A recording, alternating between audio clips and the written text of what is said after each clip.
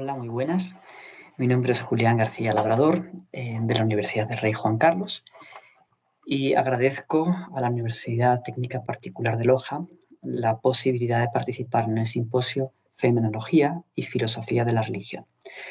Participo con una ponencia titulada Fenomenología y Chamanismo, una oportunidad hermenéutica, y el objetivo de mi presentación es brindar la fenomenología de la donación de Jean-Luc Marion como una oportunidad para comprender el fenómeno del chamanismo. Mi argumentación consiste en desentrañar el régimen de representación en el cual se han venido dando las interpretaciones sobre chamanismo, sobre todo en la antropología cultural y social. Y para poder facilitar el seguimiento de esta exposición, voy a hacerlo desde una presentación que pueda ayudarnos a seguir los conceptos que voy a utilizar. En primer lugar, como acabo de indicar, veo una oportunidad hermenéutica en la fenomenología. Hay tres problemas que tienen las investigaciones sobre chamanismo. En primer lugar, la circularidad de la definición. ¿Qué es el chamanismo? Lo que hace un chamán. ¿Quién es un chamán? A quien podemos adscribir al chamanismo. Queda un poquito complicado, luego profundizaré sobre ello. Hay después una segunda cuestión y es definir al chamán en términos de poder. El chamán maneja poderes. Tiene el poder de visitar otros mundos, tiene el poder sobre los espíritus. Y además hay una ambigüedad, porque puede utilizarlos para el bien o para el mal. Y hay una tercera cuestión que es la irracionalidad, es decir, el éxtasis chamánico.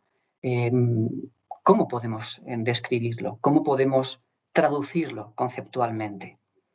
Entonces, ¿cómo podemos representarlo?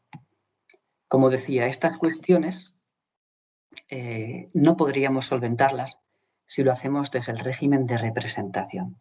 Es decir, no podemos solventarlas, no podemos comprenderlas si pensamos que a cada fenómeno de la experiencia corresponde una categoría de pensamiento. Entonces, la fenomenología de la donación nos permite asumir el exceso que está presente en el chamanismo. Cuestiones iniciales. ¿Qué es lo que ocurre con el chamanismo? Primero, que estamos eclipsados por Mircea Eliade cuando presenta el chamanismo desde la técnica del éxtasis. Entonces, todas las investigaciones ulteriores tienen casi por obligación que seguir a Mircea Eliade, o por lo menos citarlo. Además, es una trampa semántica, como dice Spencer. ¿Por qué? Porque, por una parte, estamos condicionados por las técnicas del éxtasis, por lo que hace el chamán para poder comunicarse con los espíritus, por las técnicas que hace el chamán, pero por otra tenemos que hablar del grupo. Tenemos que hablar de la función social del chamán. Es una trampa semántica. Hay un problema de la definición, como dice Oberyn Kaplan, Johanna, en el año 84. Hubo dos congresos, ahora hablaré sobre ello, en los que decían, bueno, hablamos del chamanismo, pero no sabemos lo que es. Y últimamente se habla del chamán como categoría analítica, para hablar de aquel que es capaz de conectar varios mundos. Como decía, en 1982 y 83 tiene lugar el Congreso de Americanistas en Manchester, en el cual hay un simposio especial que es sobre chamanismo. En el 84, Johanna Oberyn Kaplan recoge lo que había ocurrido en el Congreso y lo que acaba diciendo es que hay un problema de definición, sobre todo en el chamanismo de América Latina, el chamanismo de las tierras bajas. ¿Qué es esto de chamanismo? ¿Cuál es el problema? Primero, que en la antropología evolucionista nos encontramos con que el chamanismo había sido identificado con el animismo y había sido definido como una pre-lógica, como una concepción mágica que precede a la religión. Así tenemos, por ejemplo, a Fraser, en La Rama Dorada, cuando dice que el chamanismo o el chamán es un falso perceptor de la realidad. El chamanismo no es una falsa percepción de la realidad, es pseudociencia. Van Gennep, cuando dice que no es religión y que el chamán solamente es aquel que en una especie de animismo es capaz de relacionarse con esos mundos. Mauss también dice que el chamán es un tipo de mago que experimenta éxtasis, pero que su trabajo no es secreto porque hay una explicación colectiva de la existencia. Entonces el chamán se encarga de distribuir el don como poder. Atención, porque en Mauss el don es poder. Y Metjo, que es sobre todo la fuente de información del chamanismo para Mircea Eliade en América Latina, también refleja la confusión. Y Metjo habla de el chamán mágico-religioso. ¿Qué va a ocurrir?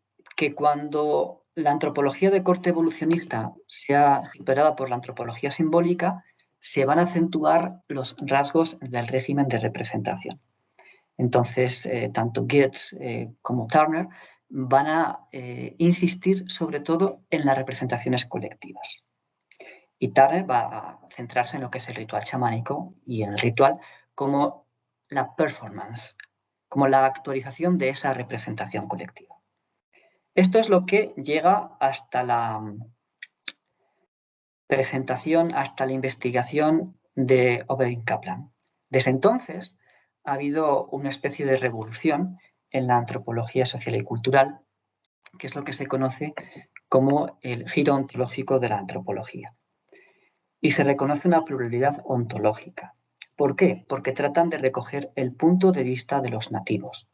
Ahí tendríamos a Viveros de Castro con su perspectivismo, tendríamos a Pedersen, Willersberg, que no está ahí, pero también Philip de Escola, Martin Holbrook. ¿Qué es lo que dicen ellos? Dicen que hay múltiples ontologías, hay personas que habitan múltiples mundos y que no podemos hablar desde un punto de vista universal ni universalizante, sino desde la ontología de cada grupo humano.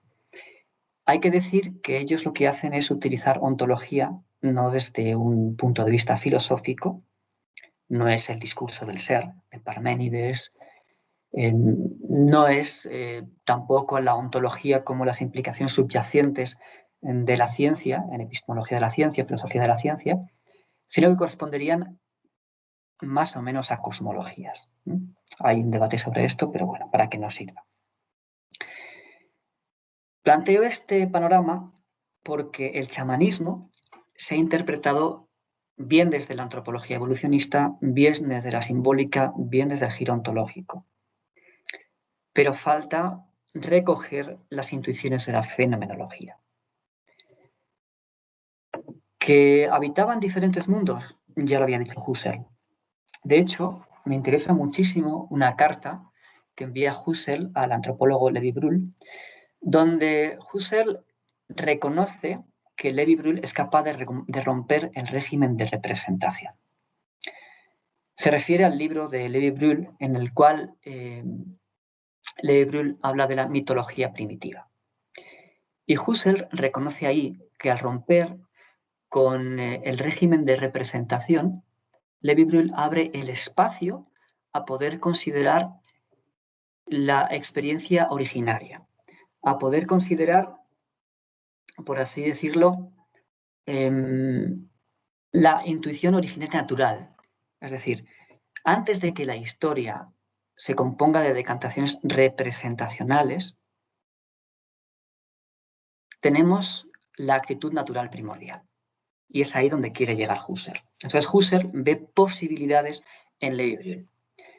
La carta de Husserl a Lévi-Brühl, que me parece importantísima, es comentada desde el punto de vista fenomenológico por Merleau-Ponty y por Paci, también por Derrida, pero no desde un punto de vista fenomenológico.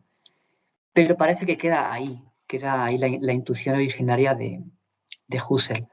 ¿Por qué? Porque Husserl es capaz de ver que lo que había dicho Aristóteles acerca de que a cada fenómeno le corresponde una categoría, es capaz de romperse desde la fenomenología.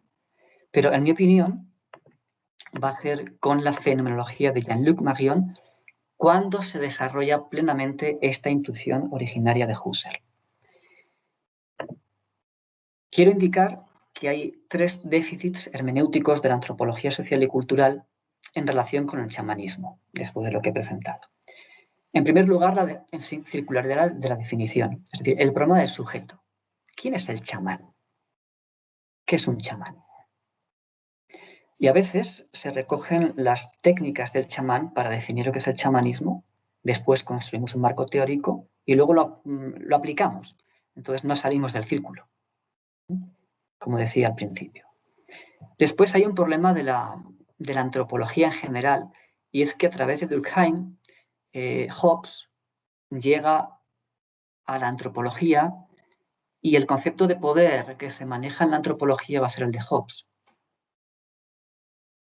Y esto para mí es muy importante porque hace que todo tenga que verse en términos de poder, desde un poder, en términos de Hobbes. No tenemos la racionalidad práctica de Aristóteles, sino que aparece Hobbes, con un poder casi omnívodo y un poder de polos concentrados. Y esto es especialmente evidente en Mauss. Y después hay un problema, como llevo diciendo en esta presentación, de representación. Es decir, de Aristóteles a Kant, la posibilidad es limitada por condiciones de posibilidad. Vamos a ver que en Husserl y sobre todo en Marion, la efectividad supera a la posibilidad. Y esto es lo que ocurre con el chamán. Me interesa señalar que la fenomenología nos ayuda a entender el chamanismo porque supera el régimen de representación. Y el chamanismo puede ser comprendido como un fenómeno de revelación y el chamán como un sujeto adonado. Ahora explicaré esto. Quiero hacer un paréntesis, y es que esto es una presentación teórica. Las preguntas que me he hecho vienen de mi experiencia de campo, porque aunque yo procedo de la filosofía, he podido convivir y he podido aprender, sobre todo, de varios chamanes que he conocido en la alta Amazonía ecuatoriana. Entonces, esto es una presentación teórica y es un avance de las preguntas que me estoy haciendo. Cierro paréntesis y continúo con Jean-Luc Marion. La tesis de fondo de Jean-Luc Marion es que la donación de un fenómeno puede superar las condiciones de posibilidad. Es decir, la intuición desborda el concepto. Y esto es lo que me encuentro generalmente cada vez que hablo con los chamanes. La traducción a conceptual es casi imposible. Sin embargo, la experiencia de donación está ahí. Jean-Luc Marion tiene una visión estática, hace tipología de los fenómenos para superar las 4 categorías kantianas: cantidad, cualidad, relación, modalidad, y lo supera con acontecimiento, ídolo, carne e ícono.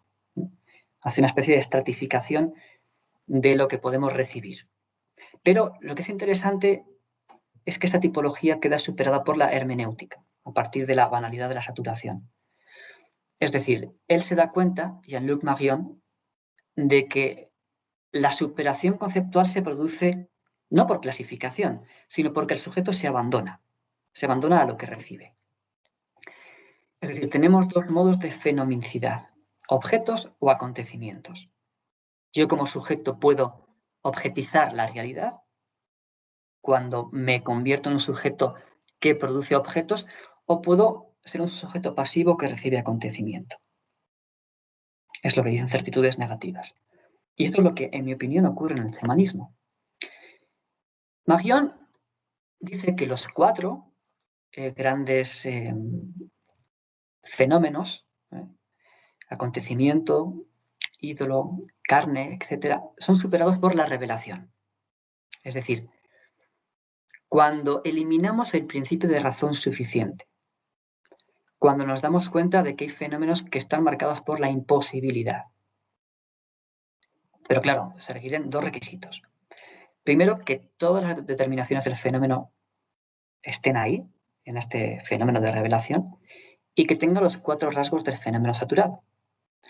Pero que además pueda liberar al fenómeno de toda condición previa al aparecer. Marion ya había hablado sobre esto en un artículo que apareció en Comunio, referido al milagro. Él decía que, evidentemente, el milagro puede superar lo que se puede esperar del mundo de las significaciones y de las esencias. Y esto es lo que ocurre con el chamanismo. ¿Por qué? Porque la revelación es la esencia de la manifestación. Atención, que por revelar no estamos, y esta es una distinción que Marion reconoce en Lévinas, no estamos en el orden de la verdad, no estamos en la desvelación heideggeriana, sino que estamos en la manifestación del otro. Y esto es lo que ocurre muchas veces en el chamanismo. Por eso se acusa a los chamanes de ser ambiguos, porque no están en el régimen de verdad, están en otro tipo de régimen, que es de revelación y no de desvelación. Además, hay una concepción dinámica. Según dice Rogero, el sujeto receptor puede devenir activo y constituir objetos pobres o común, pero también puede ser pasivo y entregarse al advenimiento. Y esta segunda posibilidad es la que yo reconozco en el chamanismo. Muchas veces hablando con ellos, con Cesario, o hablando con Simón, que son chamanes Secoya, yo descubro muchas veces que ellos cuentan su abandono al mundo de los espíritus. ¿Qué es la oportunidad que yo veo en la fenomenología de la donación? Es una oportunidad hermenéutica. ¿Por qué? Porque encontramos la liberación del chamanismo del régimen de representación. Ya no va a ser qué decir que es el chamán. No podemos intentar definir qué el chamán trata de hacer, porque eso sería reducir el chamán a un sujeto que produce objetos. Estamos en otra cosa. Si estamos en otra cosa, el esquema de poder de Mauss, del don, hay que invertirlo. Ya no va a ser el don dentro de una lógica de poder en el que se mantiene la cohesión social. No va a ser el chamán aquel que distribuye el don desde el régimen de poder, sino que el éxtasis chamánico se revela, nunca mejor dicho, como revelación. No sabemos lo que va a ocurrir. Y esto es lo que ocurre con los chamanes. Ellos no saben lo que va a pasar. Aunque es cierto que se reconoce cierta intencionalidad de Eliade, Ametjo y otros antropólogos, en mis conversaciones con los chamanes, la intencionalidad, aunque está, después desaparece. Es una intencionalidad previa. Sí, ellos quieren tener un tipo de comunicación, pero una vez que empieza el ritual se abandonan a la revelación. Y esto me parece sumamente importante porque invierte lo que entendemos por sujeto. El chamán aparece como un sujeto adonado, no como un sujeto objetivante. Entonces, estamos produciendo un círculo hermenéutico en el cual el acontecimiento del ritual aparece como revelación y el chamán como sujeto se convierte en un sujeto adonado. Esto no es tipología, no estamos en el esquema de Marion, no estamos en la tipología de Marion respecto a los fenómenos, la visión estática, sino que estamos en la visión dinámica. Y en esta visión dinámica, la hermenéutica no tiene fin. Y esto es lo que se descubre habitualmente en el encuentro con los chamanes. Ellos se refieren a sí mismos como sujetos adonados en hermenéutica constante. Nunca están terminados de hacer. Siempre pueden aprender. Y siempre pueden seguir siendo adonados. Les agradezco mucho la atención y a continuación os dejo algunas referencias por si quieren constatar este trabajo inicial. Muchas gracias.